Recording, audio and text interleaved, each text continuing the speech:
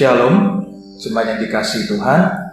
Mari kita belajar kebenaran firman Tuhan pada hari ini yang terambil di dalam Roma pasal 5 ayatnya yang kelima. Demikian firman Tuhan. Dan pengharapan tidak mengecewakan karena kasih Allah telah dicurahkan di dalam hati kita oleh Roh Kudus yang telah dikaruniakan kepada kita. Berbahagialah orang yang merenungkan firman Tuhan dan melakukannya tiap-tiap hari. Nah, jemaat dikasihi Tuhan, hari ini kita belajar dalam satu tema, yaitu pengharapan kita nyata. Pengharapan kita nyata. Ada satu kisah tentang seorang petani tua dengan keledainya. Suatu ketika keledai itu jatuh di dalam sumur yang kering. Setelah beberapa kali gagal mengangkat keledai itu ke atas, sang petani itu akhirnya mulai menyerah. Dan kemudian dia meminta anak laki-lakinya untuk mengisi sumur itu dengan tanah dan menguburkan hidup-hidup si keledai ini. Si anak mulai datang dengan truk yang besar isinya tanah. Mereka berdua menyekop tanah itu dan memasukkannya ke dalam sumur. Mereka mencoba untuk menutup sumur dengan tanah dan mengubur keledai itu di dalamnya. Tetapi keledai itu tidak tinggal diam saja. Sekopan tanah yang pertama mengenai kepalanya. Dan kemudian mengenai matanya. Sekopan yang kedua, sekopan yang ketiga membuat dia akhirnya bersin. Ketika dia bersin, badannya ini bergoyang, maka tanah itu jatuh di bawah kakinya. Terus tanah itu dimasukkan, si keledai ini akhirnya menggoyangkan badannya, dan akhirnya kelama-kelamaan tanah yang tadinya mengubur keledai itu, diharapkan mengubur keledai itu hidup-hidup, ternyata membuat si keledai ini justru naik ke atas mulut sumur. Dan ia bisa keluar dengan selamat.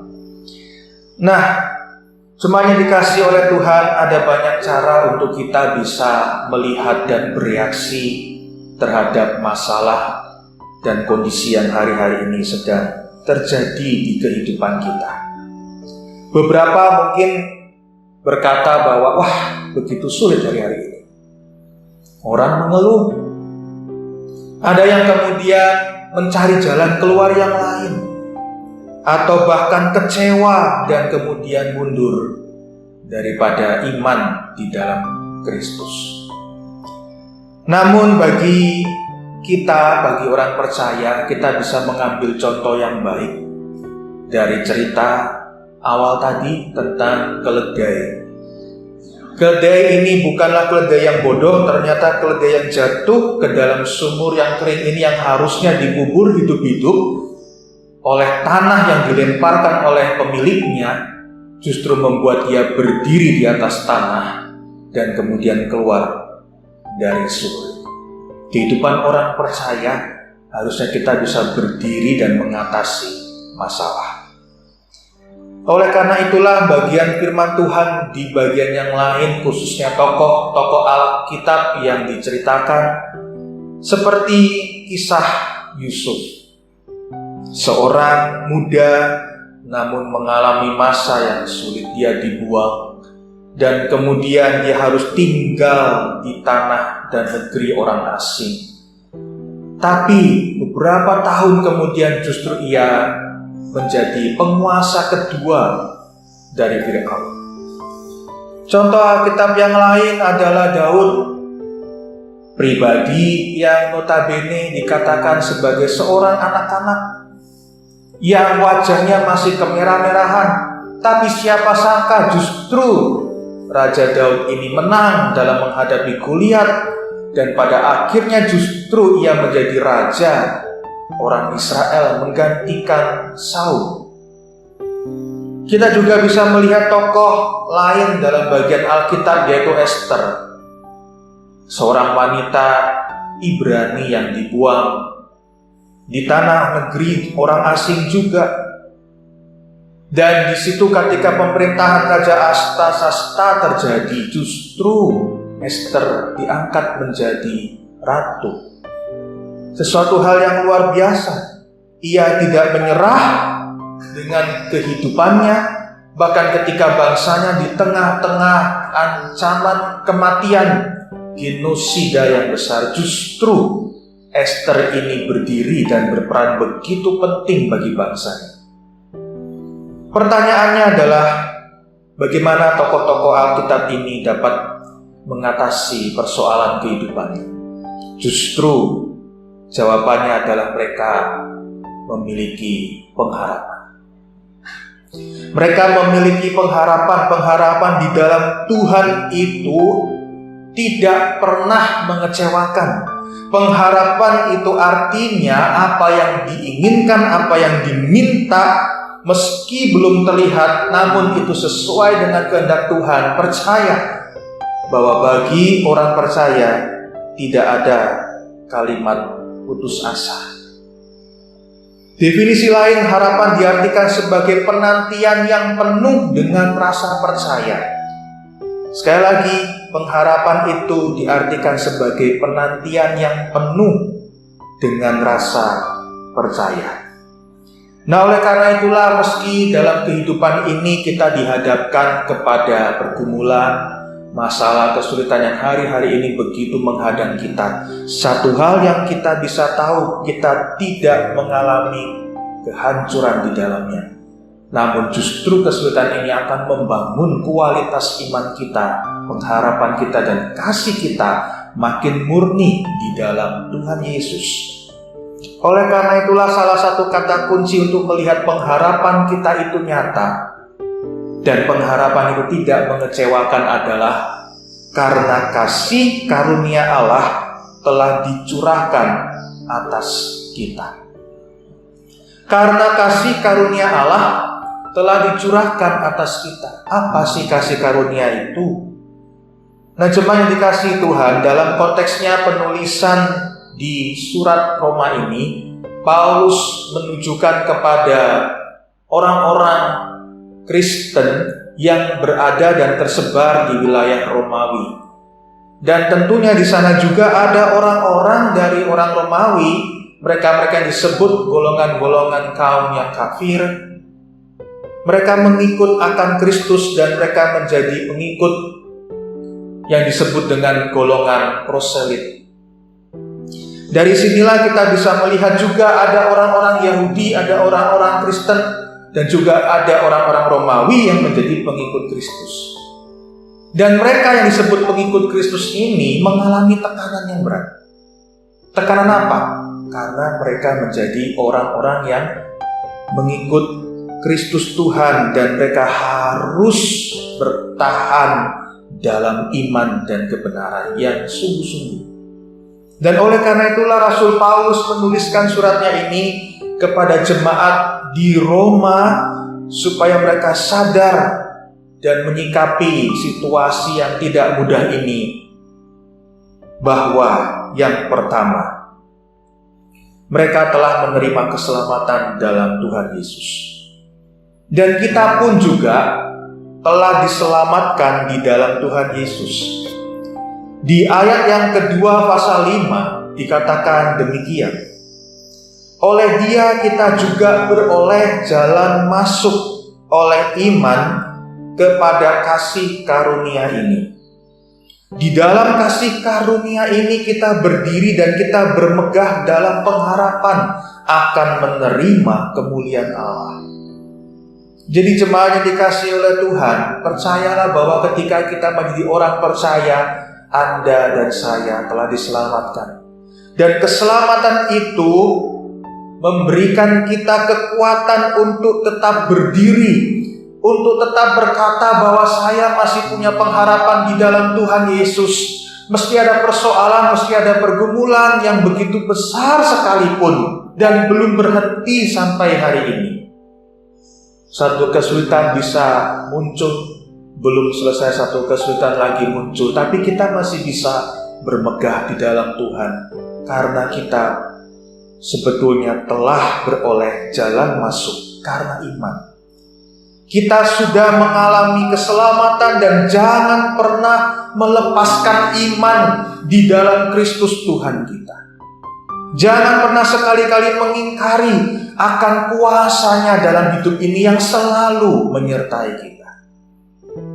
Oleh karena itulah, karya keselamatan itu oleh Rasul Petrus dalam suratnya dituliskan demikian. 1 Petrus pasal 1 ayat 18 sampai dengan yang ke-19 mengatakan demikian. Sebab kamu tahu bahwa kamu telah ditebus dari cara hidupmu yang sia-sia, yang kamu warisi dari nenek moyangmu. Itu bukan dengan barang fana, bukan pula dengan perak atau emas, melainkan dengan darah yang mahal, yaitu darah Kristus yang sama seperti darah anak domba yang tidak bernoda dan tak bercacat. Keselamatan kita ini bukan diperoleh hasil usaha kita, bukan dengan perbuatan baik, tetapi dengan harga yang begitu mahal melalui darah yang tercurah di kayu salib, darah Kristus Yesus. Oleh karena itulah kita punya pengharapan yang nyata. Yang kedua, Paulus mengingatkan bahwa kita masih memiliki pengharapan yang nyata karena kita telah diselamatkan. Yang kedua, kita tidak boleh menyerah di tengah penderitaan. Kita nggak boleh menyerah di tengah penderitaan. Ayat 3 pasal 5, Roma pasal 5 ayat 3 sampai dengan yang keempat mengatakan demikian. Dan bukan hanya itu saja, kita malah bermegah juga dalam kesengsaraan kita, karena kita tahu bahwa kesengsaraan itu menimbulkan ketekunan, dan ketekunan menimbulkan tahan uji, dan tahan uji menimbulkan pengharapan.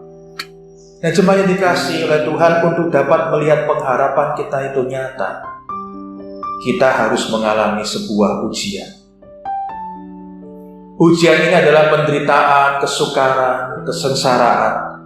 Dan kesengsaraan ini akhirnya merupakan alat untuk membentuk kita semakin indah di hadapan Tuhan. Kita akan mengalami proses pembentukan dari Tuhan.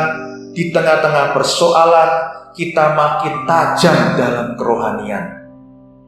Oleh karena itulah, jangan pernah menyerah meski di tengah-tengah kesulitan.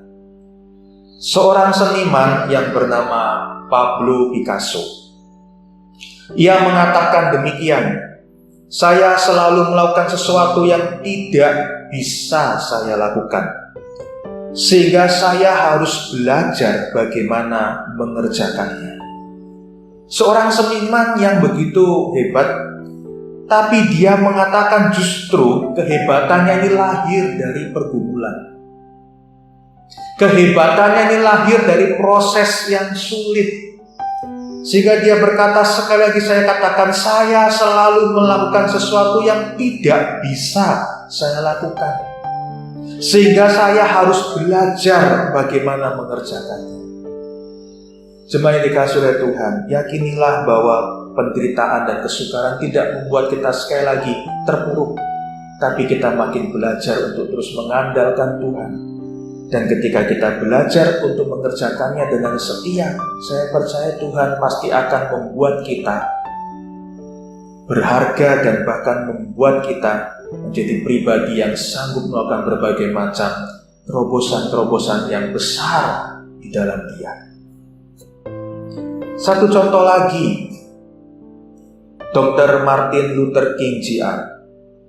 Dia adalah seorang pemuda yang kemudian harus hidup di tengah-tengah kesenjangan sosial.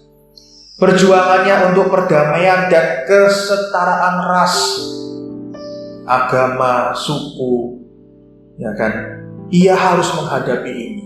Dan dengan tekun, ia kemudian melakukan berbagai upaya untuk mengambil tindakan supaya tidak ada lagi ketidakadilan moral.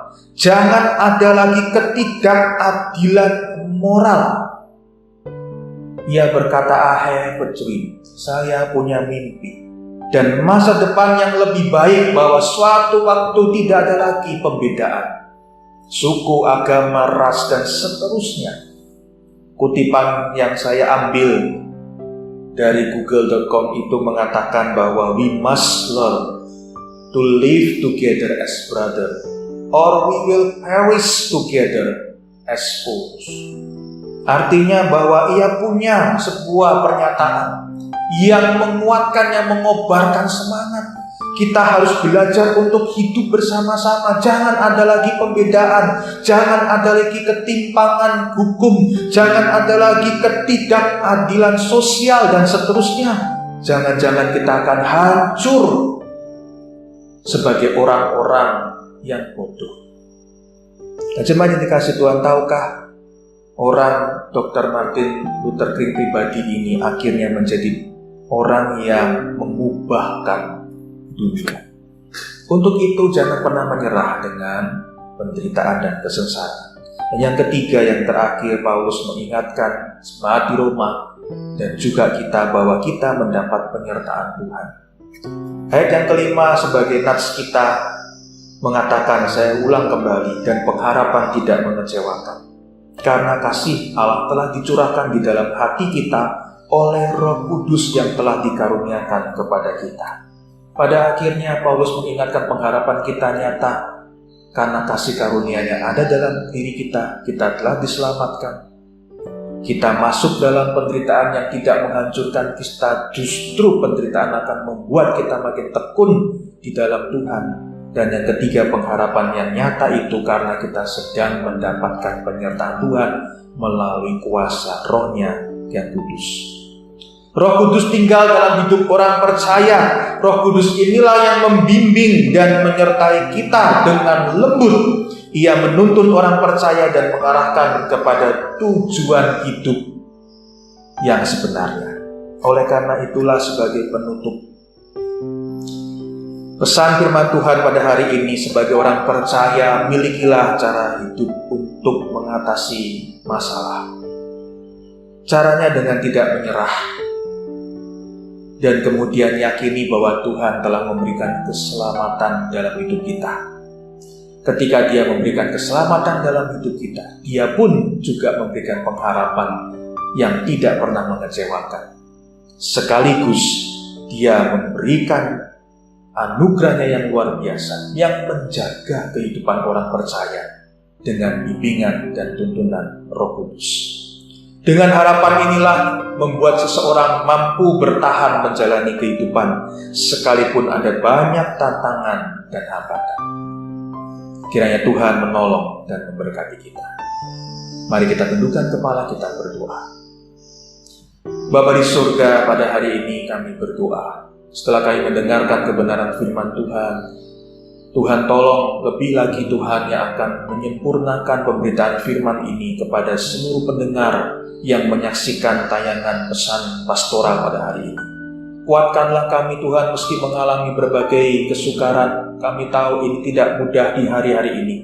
Tapi kami tidak akan pernah putus asa karena kami telah menerima kasih karunia yang besar dari Allah melalui pengorbanan Kristus Putra-Mu yang tunggal, sehingga melalui pengorbanan itu kami diajarkan untuk tetap tekun. Dengan ketekunan itu kami akan tahan uji. Dengan tahan uji kami akan kuat dan memiliki pengharapan di dalam Engkau. Kami tidak akan pernah menyerah karena Roh Kudus telah dikaruniakan dalam hidup kami, yang membimbing kami, yang menasehati kami dengan lembut sehingga kami berjalan dalam arah yang benar sesuai dengan kehendak Tuhan.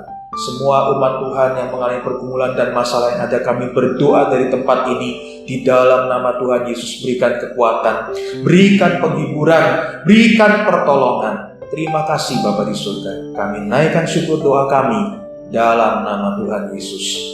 Amin.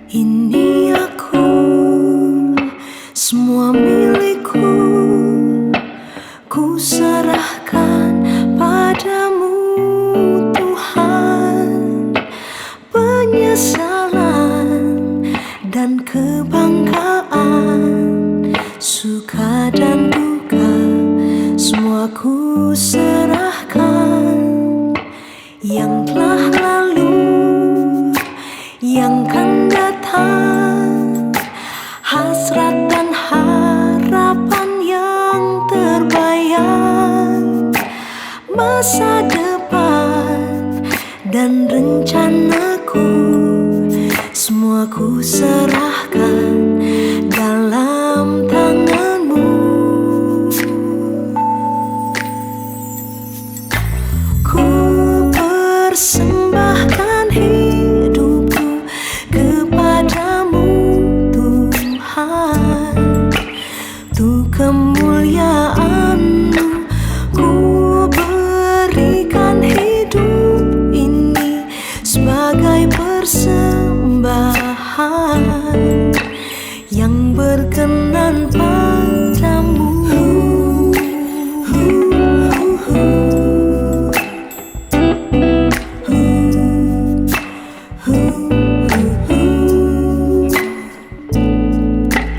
Yang telah lalu, yang kan datang, hasrat dan harapan yang terbayang, masa depan dan rencanaku, semua ku serahkan dalam tanganmu. Ku persembahkan hidupku kepadamu Tuhan, untuk kemuliaan-Mu. Ku berikan hidup ini sebagai persembahan yang berkenan padamu.